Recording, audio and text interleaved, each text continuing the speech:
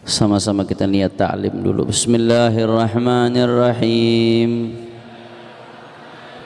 Nawaitu ta'alluma wa ta'lima wa tadhakkura wa tadhkira wa naf'a wal intifa'a wal ifadata wal istifadata والحث على التمسك بكتاب الله وسنة رسوله والدعاء إلى الهدى والدلالة على الخير ابتغاء مرضات الله وقربه وثوابه سبحانه وتعالى والحمد لله رب العالمين. السلام عليكم ورحمة الله وبركاته. الفاتحة إلى حضرة النبي محمد صلى الله عليه وسلم وليروا جميع الصحابة والقرابة والتابعين وتابع التابعين لهم بإحسان إلى يوم الدين، خصوصا إلى رؤوسنا الإمام الحارث المحاسبي، وإلى رؤوسنا الإمام أبو يزيد محمد بن علي المالكي ووصولهم فروعهم جميع مشايخنا وسلسلة علومنا وأسانيدنا إلى رسول الله صلى الله عليه وسلم، أن الله يتغشاهم بالرحمة والمغفرة ويدخلهم الجنة برحمته ويعيد علينا من بركاتهم وأسرارهم وأنوارهم وعلومهم في الدين والدنيا والآخرة بسر الفاتحة. أعوذ بالله من الشيطان الرجيم. بسم الله الرحمن الرحيم. الحمد لله رب العالمين الرحمن الرحيم مالك يوم الدين إياك نعبد وإياك نستعين اهدنا الصراط المستقيم صراط الذين أنعمت عليهم غير المغضوب عليهم. بسم الله الحمد لله والصلاة والسلام على رسول الله سيدنا محمد بن عبد الله وعلى آله وصحبه ومن والاه. سبحانك لا علم لنا إلا ما علمتنا إنك أنت العليم الحكيم. رب اشرح لي صدري ويسر لي أمري واحلل عقدة من لساني يفقه قولي وسدد لساني واهدي قلبي بحق النبي والآل والصحب. أما بعد، من كتاب آداب الإسلام في نظام الأسرة لشيخنا وشيخ شيوخنا الإمام العلامة المحدث أبويا سيد محمد بن علوي بن عباس المالكي الحسني رحمه الله تعالى ونفعنا به في الدارين آمين. إلى أن قال: ومن حسن عشرة المرأة للزوج أن تكون بارة بزوجها تقدم حقه على حقها وحق قراباتها وإن من أجمال أنواع البر به إحسانها إلى أمه وتسليمها رياسة المنزل لها اعترافا بجميلها وشكرا لها، إذ كثيرا ما تكون هي السبب في زواج ابنها منها وهي التي انتقتها زوجة له. وإذا نشب الخلاف بين الأم والزوجة فإما الصبر على حياة مريرة وحرب دائمة، وإما المصير إلى أحد أمرين أحلاهما مر: حل عقدة النكاح أو عقوق الأم. ألا فليتق الله النساء والرجال والأزواج والأمهات فليعيشوا متوادين متراحمين إلى آخر ما قال. Melanjutkan kajian kitab Adabul Islam fi Nizamil Usrah, bagaimana etika berkeluarga yang diatur di dalam syariatnya baginda Nabi besar Muhammad sallallahu alaihi wasallam. Sebelumnya salam penghormatan kami sampaikan kepada para asatid, para tuan guru, wabil khusus guru kita bersama khadim Masjid Al-Madinah Fadilatul Muhtaram wal Mukarram Kiai Haji Ahmad Rashid Dahlan. Mudah-mudahan Allah panjangkan umur beliau, Allah sehatkan badannya, Allah istiqamahkan langkah kakinya, Allah mudahkan semua urusannya, Allah jaga zahir batinnya. Amin ya rabbal hadirin hadirat, muslimin muslimat, jamaah pengajian duha hari Sabtu yang mudah-mudahan kita angkat tangan, kita minta sama Allah, tidaklah kita keluar dari majelis yang penuh barakah ini kecuali semua dosa kita diampuni oleh Allah. Yang sakit di antara kita Allah angkat penyakitnya, penyakit zahir, penyakit batinnya, Allah sehatkan badannya. Semua yang hadir dilapangkan rezekinya, dimudahkan urusannya, diqabul hajat-hajatnya, dibahagiakan dunia dan akhiratnya.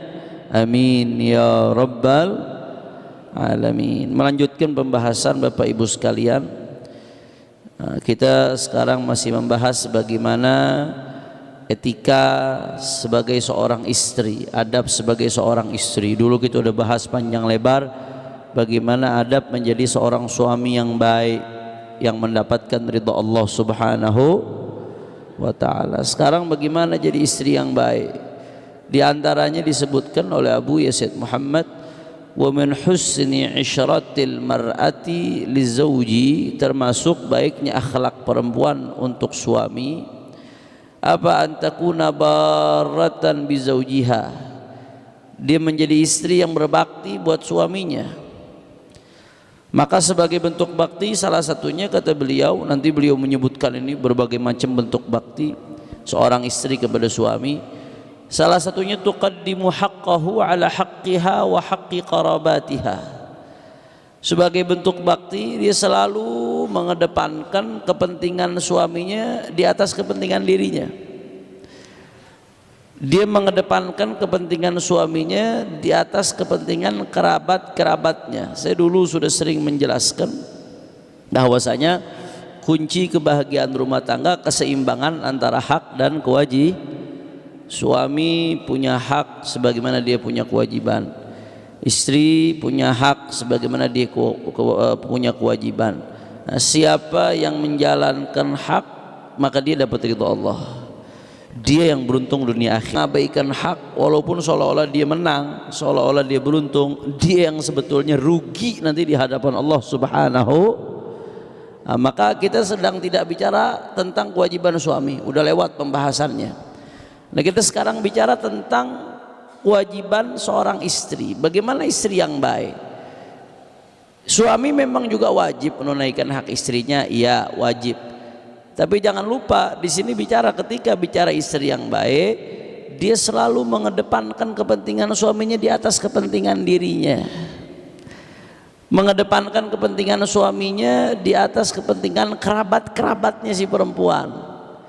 Lagi asyik ngobrol sama adik kakaknya, lakinya datang disamperin dulu, lakinya ada butuh apa yang lakinya butuh, apa yang lakinya kepengen, dilayanin dulu. Padahal lagi asyik, dia keluar dari zona nyamannya, mungkin kurang enak, kadang-kadang kurang nyaman, tapi itulah perempuan ahli sorga demi mendapat ridho Allah Subhanahu wa ta'ala. Jelas atau tidak? Kadang-kadang ngantuk bu, ngantuk, lagi capek. Kalau bicara kepentingan pribadi ya enakan lanjut tidur. Tapi suami pulang tengah malam, dia ada kebutuhan kepada istrinya, dia lawan ngantuknya. Dia dandan, dia berusaha tampil cantik di depan suaminya, ngantuk-ngantuk. Lagi ngimpi diajak terbang sama Superman bu. Pakai bangun, dandan, pakai lipstik demi nyenengin laki. Berarti dia mengedepankan kepentingan suaminya dari kepentingan dirinya. Itu ciri-ciri perempuan ahli sorga. Termasuk ciri-ciri perempuan berbakti. Kalau udah bicara perempuan berbakti udah pasti ahli sorga. Makanya anda langsung bilang tuh ciri-ciri perempuan ahli sorga. Dia kedepankan ya ikhwan.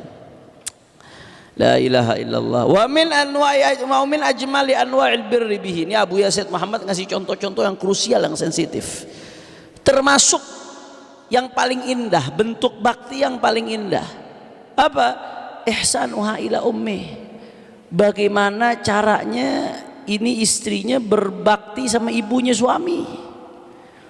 Waduh, kata Abuya, itu termasuk bentuk bakti terindah kepada istri kepada suami. Bentuk bakti terindah istri kepada suami ketika istri berbakti kepada ibunya suami. Masya Allah, tabarakallah. Wa taslimuha riyasatal manzilha i'tirafan bijamiliha. Kalau kebetulan tinggal serumah, mertuanya lebih dikedepankan, walaupun dia yang punya rumah, tapi dia hormatin ibunya si suami, biarkan dia yang mimpin itu berjalannya urusan-urusan yang tetek bengek yang berkaitan dengan keperempuanan, diduluin. Itu termasuk bentuk bakti. Ini Abuya Said Muhammad nih ngasih contoh ini nih, ibu-ibu sekalian, bapak-bapak sekalian, karena mohon maaf, biasanya hubungan yang rada-rada sensitif ya biasanya antara mertua sama mantu perempuan. Betul apa kagak, Bu? Betul nggak, Bu? Ini biasanya hubungan rada-rada sensitif nih. Mertua ngeliat mantu perempuan bawaannya udah mau nyalain aja. Kadang-kadang yang mantu perempuan yang lihat mertua bawaannya hatinya udah ngegerutu aja, saudara. Ini sensitif nih, yang rada-rada sensitif ini. Ini hati-hati, ini titik krusial nih, Bu. Titik krusial. Makanya Abu Yazid Muhammad bilang termasuk bentuk bakti istri kepada suami ketika dia berbakti kepada ibunya suami. Dia betul-betul menghormatin ibunya suami, dianggap seperti ibunya sendiri, bahkan wasiada, bahkan lebih, saudara. Itu luar biasa kalau bisa seperti itu. La ilaha illallah. Dia lihat sisi positifnya. Ya Allah, ini suami saya sekarang pontang-panting kerja buat saya, ngasih nafkah buat saya, buat anak-anak saya. Padahal yang ngegedein ibunya, yang beranak ibunya, yang ngelahirin ibunya. Tapi begitu gede dia nikah sama saya, waktunya lebih banyak sama saya, uangnya lebih banyak habis ke saya, tenaganya lebih banyak habis ke saya, padahal yang gedein ibunya. Maka sudah seyokianya saya hormat sama ibunya. Tanpa ibunya nih anak gak bakal lahir. Maka nggak bisa, ini suami saya bisa menafkahi saya, kalau nggak ada ibunya nggak bisa. Ini semua berkat ibunya. Sudah seyokianya bentuk syukurnya dia kepada suami adalah berbakti kepada ibunya. Jangan malah dijadikan saingan, ibu-ibu sekalian. Kira-kira jelas atau tidak? Di sini titik ngelawan hawa nafsu kita, Bu. Semakin bisa kita berbakti kepada mertua perempuan, ibu dari suami kita, semakin tinggi derajat kita dari Allah Subhanahu. Emang godaan setan luar biasa. Kalau udah begini nih, waduh, bisikan setan ada aja. Yang bisikan supaya kita suuzon, supaya kita berpandangan buruk, supaya kita berpandangan negatif. Bisikan supaya kita sensitif perasaan, ditegur dikit perasaan. Ketika mertua kita cemberut dikit, kita perasaan. Akhirnya jadi timbul api-api kebencian di situ. Setan emang kerjaannya begitu. Karena tugas setan memang bikin ibu-ibu sekalian bagaimana caranya jauh dari sorga. Tapi kita sebagai perempuan muslimah lawan, Bu, lawan. Pandang ini sebagai bentuk kita mencari ridha Allah Subhanahu. Kira-kira jelas atau tidak? Faham? La ilaha illallah. Nah, karena orang tua itu ada tiga. Orang tua ada tiga. Yang pertama orang tua yang ngelahirin kita. Yang kedua orang tua yang ngelahirin pasangan kita, itu juga orang tua. Yang ketiga adalah orang tua yang ngajarkan kita, aba uka salasah, guru kita juga anggap sebagai orang tua. Orang tua ada tiga. Maka kita cintai mereka betul-betul bagaimana caranya seperti orang tua kita sendiri. Bukan cuma orang tua yang melahirkan kita, tapi orang tua yang melahirkan pasangan kita. Begitu pula orang tua yang mendidik ruh kita. Bagaimana kita perlakukan mereka sebagai orang tua kita. Makanya kadang-kadang ada sebagian rumah tangga ya bagus sih ya, dia nggak ada kata istilah kalau udah sama bapaknya, nggak ada kata istilah bapak saya ibu saya, tapi sama-sama bapak kita ibu kita, karena dua-duanya bapak kita ibu kita. Cuman kadang-kadang kalau lagi jadi penengah komunikasi antara dua besan repot juga, Bu. Ada laki ngomong sama bininya, begitu laki ngomong sama bini, ibu kamu ngomong seperti ini, kok ngomong ibu kamu, kan ibu kita, ya udah ibu kita. Ibu kita ngomong, suruh sampein kepada ibu kita bahwasanya ibu kita pengen mampir ke rumah ibu kita. Ibu kita mau dibawain apaan sama ibu kita? Lo bingung juga tuh ujung-ujungnya Kiai. Ya nggak begitu juga ibu. Urusan penyebutan masing-masing dah, tapi jangan sampai ada diskriminasi. Berusaha sebisa mungkin dua-duanya kita perlakukan seperti orang tua sendiri. Ini bukan urusan narasi bu, bukan urusan kata-kata, tapi urusan hati. Biar kata pakai kata-kata manis, 1000 kata manis, tapi kalau nggak dari hati berasa lain. Ini urusan dari hati. Bagaimana hati kita betul-betul tulus menganggap mertua kita seperti orang tua kita sendiri, itu bisa dirasakan. Ini urusan hati. Naam. La ilaha illallah. Wa idza nasyabal khilaf bainal wa zaujah fa imma sabru ala hayatin mariratin wa harbin daimatin wa immal masiru ila ahadil amrayni ahlahuma murrun hallu uqdatin nikah au uququl Kata Abu Said Muhammad bin Al-Malik, ini hubungan kalau nggak dijaga nih antara mertua sama mantu perempuan, hubungan kalau nggak dijaga antara mertua perempuan sama mertua perempuan, ya Allah repot urusannya, sensitif. Kalau sampai hubungan ini nggak dijaga kemudian terjadi konflik, serba salah. Fa imma sabru ala hayatin marira, pilihannya cuma dua, sabar ngadepin hidup yang pahit, wa harbin daimah, perang yang terus menerus. Kalau udah ada masalah dua ini, aduh udah nggak ada enak-enaknya hidup dah. Pilihannya dua-duanya nggak enak. Yang pertama sabar, harus ngadepin hidup yang nggak berhenti-berhenti. Itu laki mesti jadi penengah, ngimbangin bagaimana caranya, nggak rapi-rapi, nggak beres-beres. Atau yang kedua, opsi yang kedua, kalau harus milih salah satu, maka salah satunya apa? Imma lepas hubungan suami istri atau durhaka kepada orang tua. Ikhwan, naudzubillah min. Saya mau tanya, dua-duanya pilihan ini enak atau tidak? Dua-duanya buruk atau tidak? Dua-duanya nggak enak. Makanya hindari, jangan sampai kita dihadapkan kepada salah satu dari dua pilihan ini. Dua-duanya pilihan ini nggak enak. Apalagi laki-laki kalau harus berhadapan antara pilihan lepas rumah tangga sama durhaka sama orang tua, dia nggak bisa untuk nggak milih orang tuanya, saudara. Akhirnya nanti repot, anaknya terbengkalai, begitu cerai, rusak semua-muanya. Maka jangan sampai ini terjadi. Dijaga, jaga masing-masing, nahan diri. Jangan lihat orang tua kita, mertua kita sebagai manusia. Kalau dilihat sebagai manusia, manusia banyak salahnya bu. Begitu pula sebaliknya, para mertua-mertua jangan lihat mantunya sebagai sisi kemanusiaannya. Kalau dilihat sisi manusianya, kita mau lihat nanti ada aja salahnya. Tapi lihat bagaimana kita memperlakukan mereka dalam konteks mencari ridho Allah subhanahu. Makanya kata Abuya, falyattaqillahur rijal wan nisa, maka hendaknya para perempuan-perempuan ini bertakwa kepada Allah, bertakwa, jangan ngedepanin hawa nafsu. Kalau kita hidup ngedepanin hawa nafsu, nggak ada bedanya dengan binatang. Kalau apa aja yang kita pengen diturutin, apa aja kemarahan diturutin, nggak ada bedanya kita hidup dengan binatang, saudara. Lawan itu hawa nafsu, falyattaqillah. Takwa dong sama Allah subhanahu wa ta'ala. Jangan bicara hidup soal keinginan enak di dunia doang. Bagaimana caranya kita enak di akhirat? Walaupun kadang harus sabar, ya. Walaupun kadang harus pahit, iya, nggak apa-apa. Yang penting saya pengen nyari bahagia dunia akhirat, bukan kebahagiaan sesaat.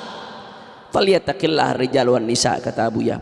Hendaknya bertakwa kepada Allah, laki-laki dan perempuan. Takwa kepada Allah subhanahu wa ta'ala.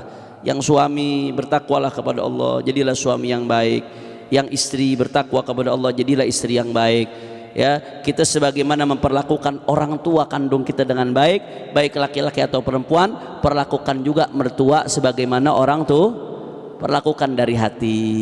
Allah subhanahu wa ta'ala yang akan balas. Dan jangan lupa, kita juga akan jadi mertua suatu saat, saudara. Jangan lupa, kita akan jadi mertua, ibu-ibu sekalian, suatu saat.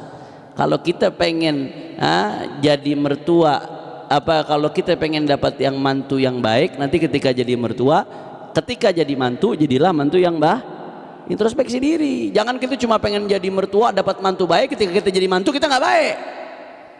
Ketika jadi mertua pengennya nuntut macam-macam mantu, tapi ketika dia jadi mantu, dia nggak jadi mantu yang baik. Nggak bisa. Kama tadinu tudan, sebagaimana engkau berbuat kau akan diperlakukan seperti itu nanti. Apa yang kau petik besok adalah apa yang kau tanam nih hari.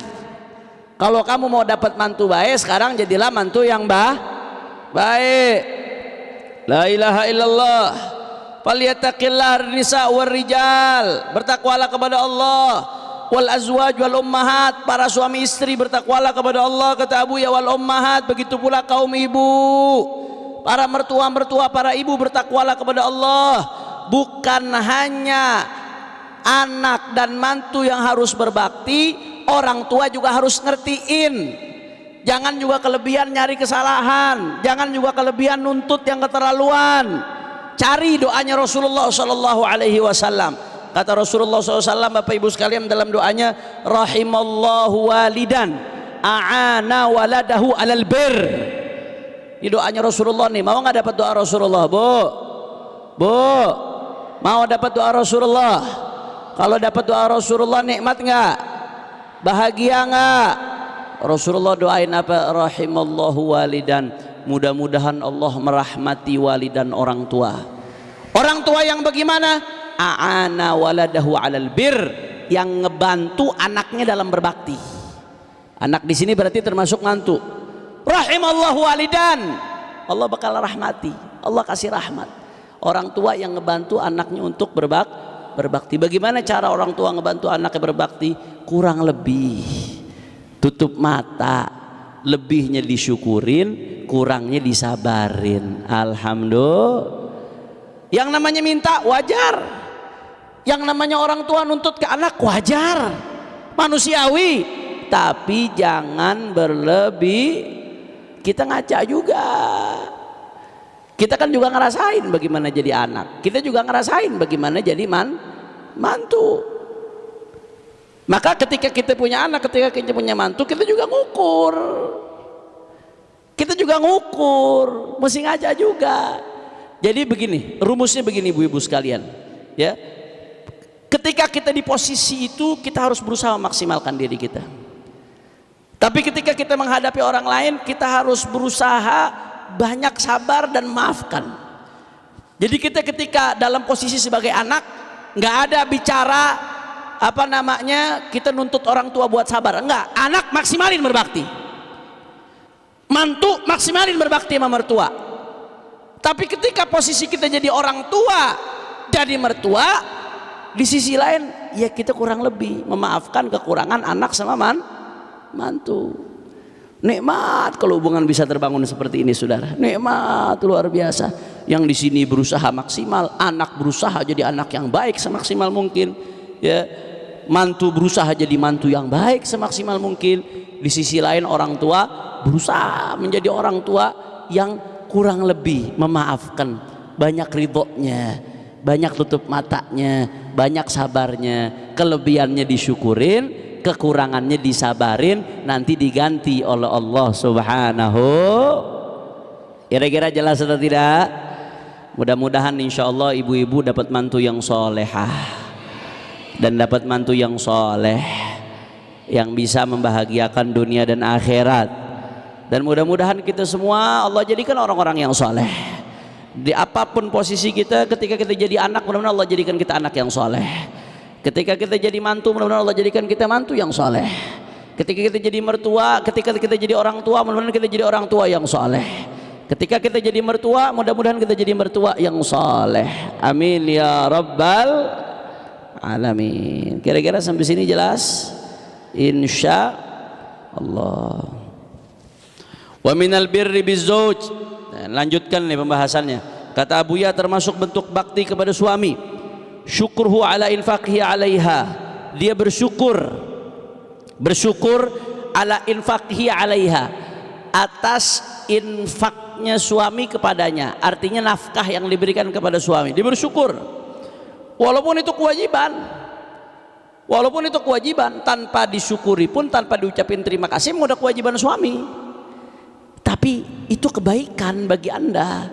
Kalau Anda nunjukin akhlak yang baik, terima kasih. Begitu dikasih belanja, makasih banyak Mas, mudah-mudahan Mas sehat, rezeki Mas tambah banyak. Padahal itu kewajiban.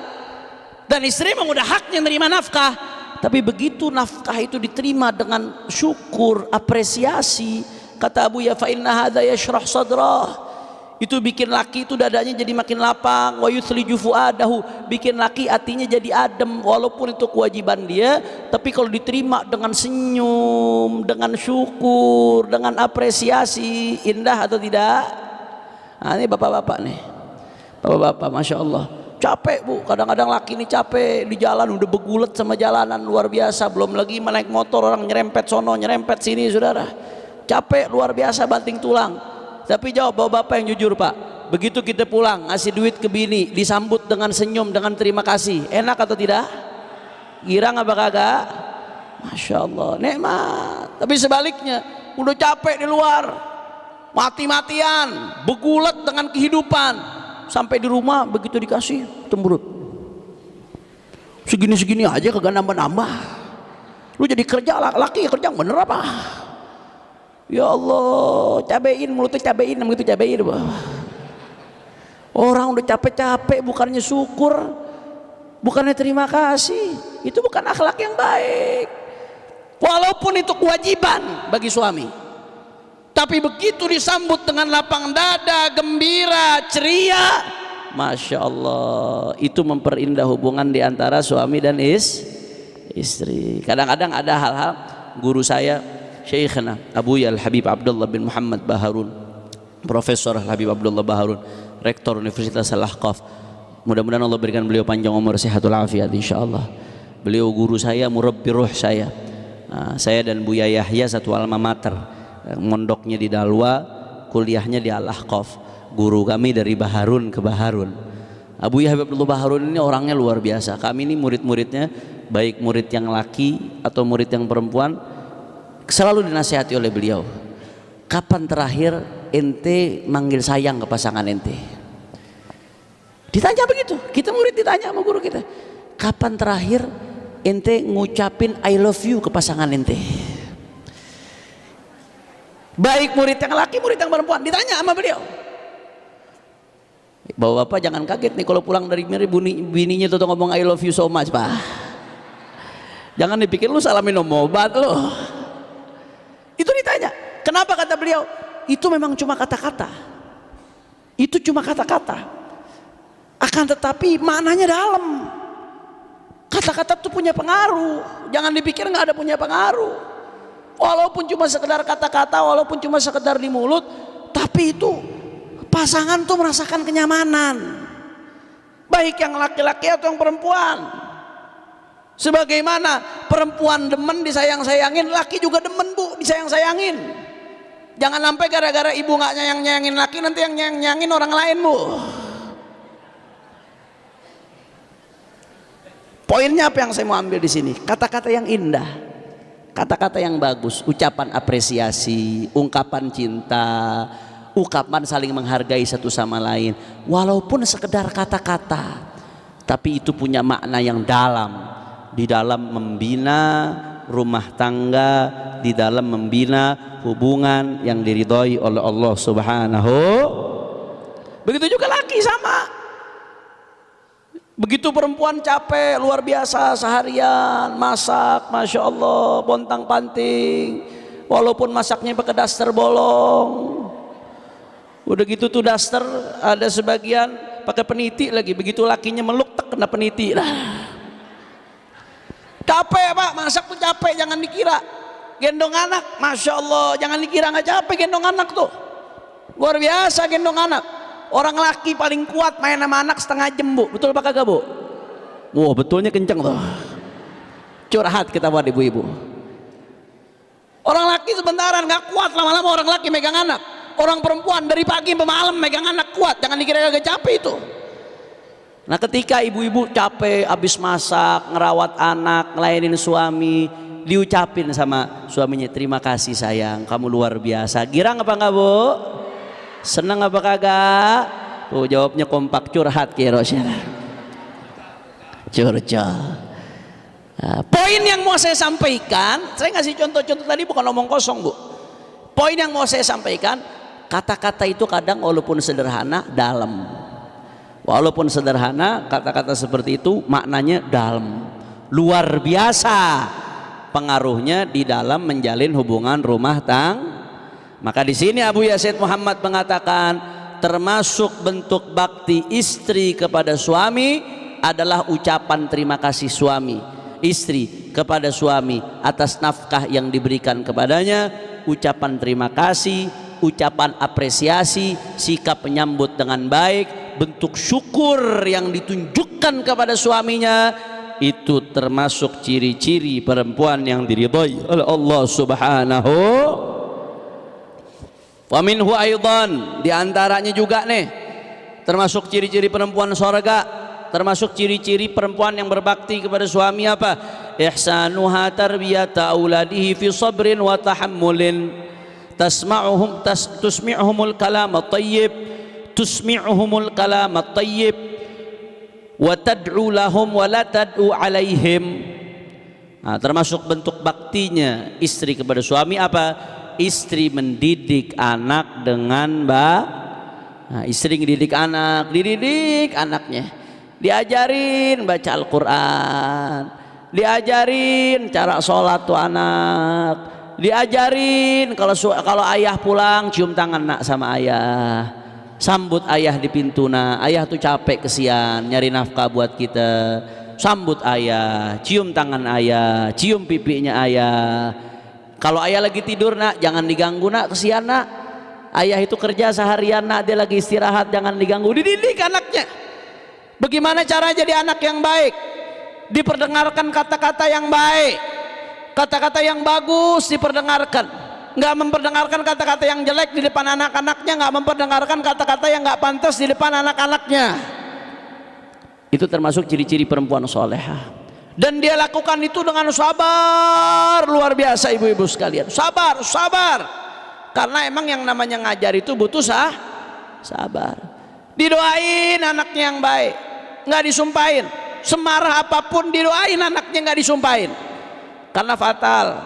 Dalam hadis riwayat Abu Daud, Rasulullah SAW bersabda, "La tad'u ala anfusikum, wa la tad'u ala auladikum, wala tad'u ala khadamikum, wala tad'u ala amwalikum, la tuwafiqu minallah sa'atan nailin fiha 'ata fa yastajiba lakum." La ilaha illallah. Apa pesan Nabi Bapak Ibu sekalian buat semuanya nih orang-orang tua nih? La tad'u ala anfusikum, jangan nyumpain diri kalian sendiri. Jangan nyumpain diri kalian sendiri. Takutnya pas ketepaan waktu ijabah bahaya. Emang gue nih bawaannya sial aja nih, emang sundelan bang, diri sendiri disalahin. Jangan, bukan nyalain bagus. Kalau nyalain introspeksi namanya. Nyumpain diri sendiri nggak boleh. Wala tad'u ala auladikum, ini lebih fatal lagi nih, jangan nyumpain anak kita. Kalau dalam bahasa Arab ada sama-sama doa, tapi artinya bisa berubah. Bisa arti nyumpain, bisa arti ngedoain, tergantung muta'addinya pakai huruf apa. Jadi kalau doa li itu mendoakan, bagus, positif.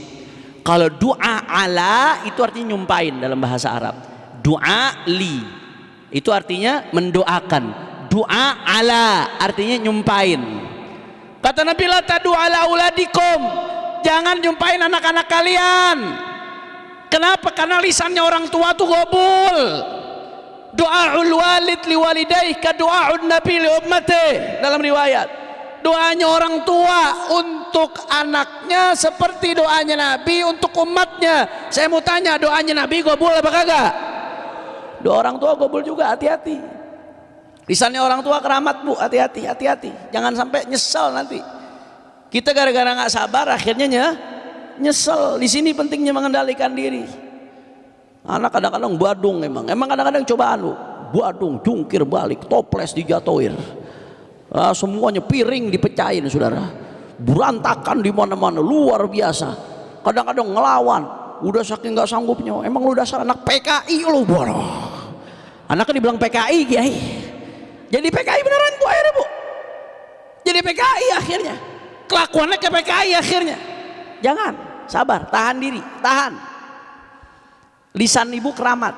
Kalau bisa berpengaruh yang baik, kenapa harus berpengaruh yang buruk? Toh ketika berpengaruh buruk, ibu sendiri yang susah nanti.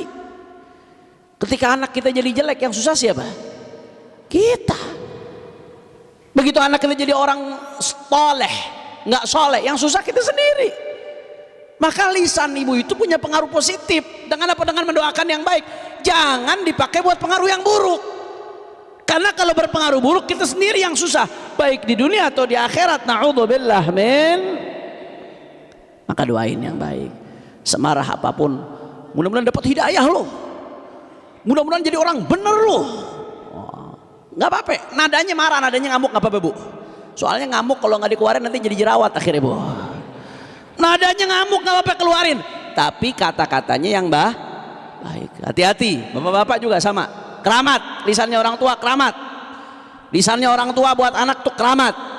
Selama bisa dikeluarkan untuk pengaruh positif, jangan dikeluarkan untuk pengaruh negatif. La ilaha illallah.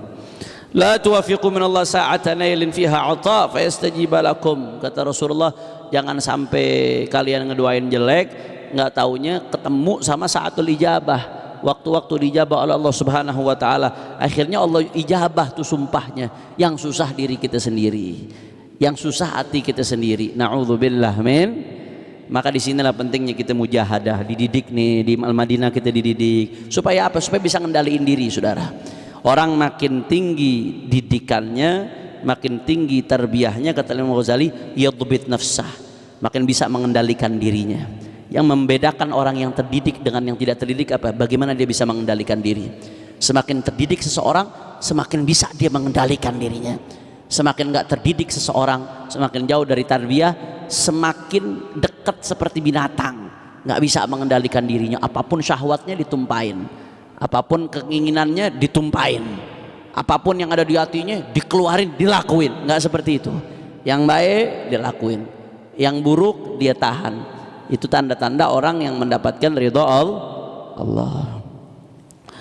Maka di sini kata Abu Ya, wa 'alaiha an turabbiyahum 'ala az-zuhdi wa taqashshufi wa tahammuli wa tuthaqqifahum wa tu'allimuhum al-iman wa at-tahara wal akhlaq al-fadilata tuhabbibu ilaihimul khaira wa tubaghidu ilaihimush syarra wa takunu lahum dhillan min ar-rahmati dhalila fajazauha 'inda Allah idza fa'ala dhalika hasanun jamil wa thawabuha kabir. Qala Allah Ta'ala wattaqu yawman turja'una fihi ila Allah thumma tuwaffa kullu nafsin ma kasabat wa hum la yudhlamun. Shadaqallahul 'azim jalla wa 'ala wa taqaddasa wa tabarak. La ilaha illallah. Kata Abu Ya, maka hendaknya para ibu ini mendidik anak-anaknya untuk zuhud, untuk menjauhi diri dari hal-hal yang haram. Jangankan yang haram, yang syubhat aja dijauhin. Untuk takasyuf, hidup sederhana. Tahammul, untuk bisa sabar ngadepin hidup. Karena yang namanya ngadepin hidup ini perlu senikmat apapun bu, hidup di dunia, seenak apapun orang, pasti ada cobaannya. Nggak ada ceritanya nggak ada cobaan. Kenikmatan yang hakiki cuma nanti di sorga. Maka berarti kalau seenak apapun hidup pasti ada cobaan. Kunci untuk ngadepinnya apa? Sabar. Itu yang perlu dididik tuh anak dari kecil. Wa tustaqifahum, dikasih wawasan keagamaan, dikenalin ilmu akidah, ilmu tauhid, dikenalin siapa nabinya, siapa keluarga nabinya, siapa sahabat nabinya, dikenalin tentang sejarah daripada agamanya. Tutsaqifahum, dikasih wawasan thaqafah, dikenalin bagaimana yang namanya bangsanya agar dia bersyukur atas nikmat kemerdekaan yang diberikan oleh Allah Subhanahu wa taala. Dididik. Wa tu'allimuhumul iman wat tahara wal akhlaq al fadilah, diajarin akhlak yang baik. Kalau ngebohong tuh anak hukum, kalau ngomong jorok hukum. Capek emang bu, tapi itu nanti buahnya kita ngerasain sendiri. Jangan didiamin aja, ajarin baca Al-Quran. Makanya kadang-kadang gini bu ya, perempuan berkarir ya bagus-bagus saja sebetulnya, nggak ada masalah selama menjalankan syariah. Cuman pertanyaan saya di Islam itu ada konsep al-ummu madrasatun idza a'adattaha a'adatta syu'ban tayyibal a'raqi. Ibu itu adalah madrasah pertama buat anaknya. Madrasah pertama bukan PAUD bu, Pak. Madrasah pertama itu bukan TK. Madrasah pertama buat anak adalah ibu. Sebagus apapun dia sekolah, Sebagus apapun TK-nya, PAUD-nya, mondoknya, kalau nggak dapat pendidikan dari ibunya nggak bagus, kurang, nggak maksimal. Nah, pertanyaan saya, kalau ada perempuan suaminya sibuk berkarir bisnis, istrinya sibuk juga berkarir bisnis, terus yang ngedidik anaknya nanti siapa? 1000 pembantu nggak bisa ngegantiin satu ibu. Beda bu. 1000 pembantu hatinya ke anak nggak sama dengan satu ibu. Satu ibu itu luar biasa, kaki jadi kepala, kepala jadi kaki, dia pengen anaknya baik, dia pengen anaknya bener. Pembantu ada yang kerja pakai hati, ada, saya nemuin beberapa pembantu kerjanya pakai hati, sayang bener sama anak kita, tapi tetap kebutuhan anak kepada ibu tuh nggak bisa tergantikan. Ibu tuh madrasah pertama. Kalau perempuan sibuk di luar rumahnya, yang ngedidik anaknya siapa? Makanya sesibuk apapun perempuan, Anda mau ngajar, Anda mau bisnis, ya tentunya yang sesuai dengan syariat dan seterusnya, sesibuk apapun Anda, jangan lupa tugas utama dan pertama Anda menjadi ibu solehah, istri solehah. Itu pintu surga Anda, itu tabungan akhirat Anda. Karena di sini kata Abu Ya, idza fa'ala dzalika, kalau seorang ibu dia didik anaknya dengan didikan yang baik, dia ajarkan Al-Quran anaknya, dia kenalkan bagaimana beribadah kepada Allah, dia didik dengan akhlak yang baik, jangan bohong nak, yang amanat nak. Begitu anaknya bohong dihukum, dididik. Begitu anaknya mengkhianat dididik, dihukum, dididik, dicontohkan bagaimana kata-kata yang baik, bagaimana perilaku yang baik, bagaimana kedermawanan, bagaimana kepedulian terhadap sesama, bagaimana sifat-sifat yang luar biasa, saudara. Begitu itu diamalkan sama anak, ibunya nanti udah mati, masuk kubur, pahalanya tetap ngalir. Dari mana? Dari hasil didikannya anak terhadap ibu yang dididik kepada anaknya, saudara. Itu yang akan terus ngalir nanti di kuburan kita, ibu-ibu sekalian. Pahalanya besar, kebaikan anak kita adalah jariah untuk kita. Makanya beruntung orang tua, saya ingatkan berkali-kali, beruntung orang tua yang jadi guru tulang buat anaknya. Guru tulang itu bahasa sebagian daerah. Guru tulang apa? Guru tulang itu guru yang pertama kali ngajarkan Al-Quran. Saya tahadutsan bin ni'mah, saya ngajar di Al-Madinah sekarang, ngaji kitab. Saya belajar di Dalwa, saya belajar di Al-Falah sebelum di Dalwa. Habis itu di Dalwa saya ngaji kitab di Dalwa, dari kitab yang kecil-kecil sampai kitab yang besar. Saya lanjutkan kuliah ke Al-Ahqaf, kemudian saya balik, saya S2 lagi di Dalwa. Sekarang saya lagi menjalankan S3, lagi program doktoral saat ini, saudara. Saya bisa ini semua pelajarannya pakai bahasa Arab, semua kitab kuning semuanya pakai bahasa Arab. Saya bisa ini semua gara-gara saya bisa baca Quran, gara-gara saya tahu alif ba ta. Siapa yang ngajarin alif ba ta? Ibu saya. Mudah-mudahan Allah kasih panjang umur, sehatul afiat. Saya dulu diajarin alif ba ta sama ibu saya, diajarin Iqra sama ibu saya. Apa disetrap-setrap juga bu, dihukum-hukum juga. Saya dulu ingat kalau waktunya ngaji kagak ngaji, telat datang, waduh itu gesper udah siap di rumah bu. Tapi hasilnya saya nikmatin sekarang. Rotan tuh udah siap di rumah. Waktunya ngaji kagak ngaji, oh siap-siap aja. Apalagi kadang-kadang sapu lidi bu, sapu lidi itu mendingan digebukin pakai sapu lidi utuh daripada satu-satu bu. Begitu satu-satu cetut, pedes berasa bu. Tapi hasilnya manisnya saya rasakan sekarang. Saya ngaji baca kitab, saya nulis apapun yang saya ambil dari referensi kitab-kitab ulama, saya ngajar kitab apapun. Saat ini Al-Fakir ada rutinan ngaji kitab itu kurang lebih ada 20 titik dalam sebulan. Belum ceramah, belum kita nulis, belum ngajar di pesantren. Semua yang saya lakukan yang dapat pahala ibu saya pertama kali, saudara. Mudah-mudahan Allah kasih panjang umur, sehat walafiat. Kenapa? Karena ibu saya yang pertama kali ngajarin Iqra, ibu saya yang pertama kali ngajarin Al-Qur'an. Maka sayang bu, ibu punya peluang investasi dibiarkan begitu saja. Capek emang, pegel bu, ngajarin anak Iqra, ngajarin anak Al-Quran, capek, pegel. Kadang-kadang break kita capek. Tapi nanti manisnya ibu ngerasakan, sampai dia gede dia baca Quran, ibu dapat pahalanya. Sampai dia gede dia sholat, ibu dapat pahalanya. Sampai dia gede, apalagi kalau tahu-tahu dia jadi guru, dia jadi ustadz, dia jadi ulama, pahalanya ngalir nggak berhenti-berhenti, saudara. Maka kata Abu Yazid Muhammad, kalau ibu bisa mendidik anak-anaknya dengan didikan yang baik, alangkah besar pahala yang disiapkan oleh Allah Subhanahu. Terakhir sebagai penutup, saya teringat satu ayat di Al-Quran. Allah Subhanahu wa ta'ala berfirman, apa kata Allah Ta'ala? Al-akhilla yawma idzin ba'duhum li ba'din adu illal muttaqin. Al-akhilla yawma idzin ba'duhum li ba'din adu illal muttaqin. Orang-orang yang saling mencintai, khillah, teman, keluarga. Al-akhilla, orang-orang yang saling mencintai, nanti di hari kiamat tuh satu sama lain saling bermusuhan.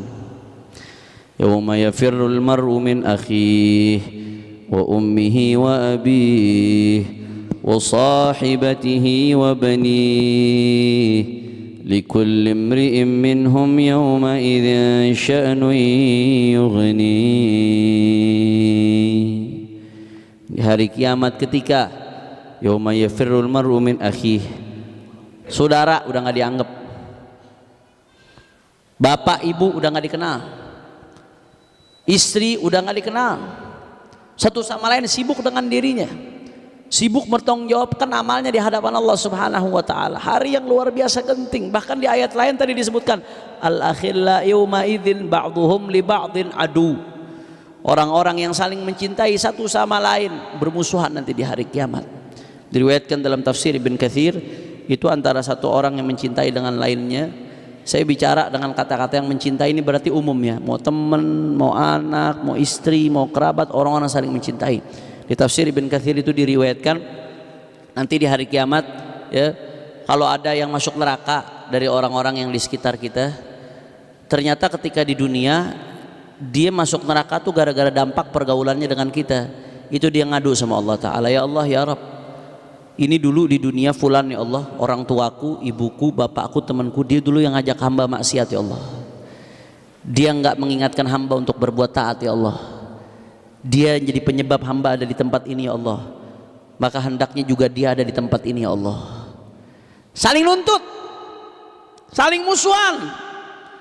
Anak yang kita gedein bu, yang ibu-ibu hamil 9 bulan dengan susah payah, disusuin, ditimang-timang, disayang, bapak ibu jungkir balik ngidupin tuh anak, keringetan luar biasa. Dia sakit, kita lebih sakit. Dia sedih, kita lebih sedih. Tapi kalau kita nggak didik dengan baik, dia cuma bakal nuntut kita nanti di hadapan Allah. Illal muttaqin, kecuali orang-orang yang bertakwa. Anak-anak yang kita didik dalam ketaatan kepada Allah, yang kita ajarin baca Quran, yang kita ajak ke majelis, kita giring, kita masukin ke pesantren, kita ajak zikir, kita kenalkan zikir. Itu dalam tafsir Ibn Katsir, orang-orang yang saling mencintai karena Allah Subhanahu wa ta'ala, saling mengingatkan dalam ketaatan, saling mencegah keburukan di antara mereka. Nanti di hari kiamat kalau ada yang masuk surga, salah satu masuk surga duluan. Begitu di surga nanti, ya Allah ya Rabb, hadza fulan ya Allah, dia dulu selalu mengingatkan aku kebaikan ya Allah, dia ngajak aku ke majelis ya Allah, dia mencegah aku kalau aku melakukan keburukan, aku diingatkan olehnya ya Allah. Tolong ya Rabb, fulan masukkan dia ke surga ya Allah. Begitu masukin ke surga, didampingin sama Allah Subhanahu wa ta'ala, disandingin tuh dia berdua. Kata Allah Ta'ala, falyuthni ahaduhuma 'alal akhar. Ayo satu sama lain saling ngomentarin sahabatnya, satu sama lain saling ngomentarin keluarganya, orang yang dicintai. Begitu dia sama-sama di surga, komentarnya apa? Wallah ni'mas sahib, ni'mal akh, ni'mal ahl. Ini sebaik-baiknya keluarga, ini sebaik-baiknya sahabat, ini sebaik-baiknya orang yang aku cintai. Karena saling mengingatkan, saling puji, bukan saling nuntut, saling nyelamatin di hadapan Allah Subhanahu wa ta'ala. Maka yuk sama-sama mulai sekarang yuk sama-sama. Bagaimana kita bikin caranya orang-orang di sekitar kita nanti mereka yang bakal nyelamatin kita nanti di surga kalau kita nggak masuk surga, saudara. Bagaimana caranya mereka bersaksi yang baik nanti di hadapan Allah Subhanahu wa ta'ala. Maka saya di majelis ini, saya mohon kepada Bapak Ibu sekalian, kalau nanti di akhirat jangan lupa bersaksi sama Allah. Saya sudah menyampaikan, walaupun mungkin saya belum baik, belum bisa ikhlas dalam menyampaikan, tapi saya berharap apa yang saya sampaikan ini bisa baik. Dan nanti tolong bersaksi yang baik di hadapan Allah.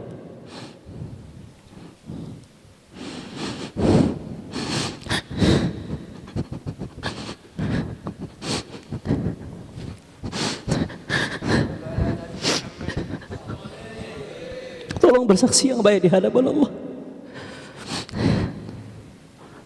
Jangan sampai duduknya saya di tempat ini memberatkan saya nanti di hadapan Allah.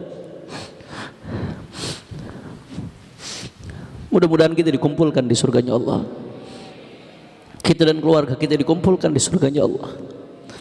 Mudah-mudahan kita semua diampuni dosa-dosa kita, dijadikan saling mencintai karena Allah, saling mengingatkan karena Allah, hidup sama-sama berkumpul karena Allah, dan mati juga karena Allah. Di akhirat dikumpulkan di surga karena Allah Subhanahu wa taala.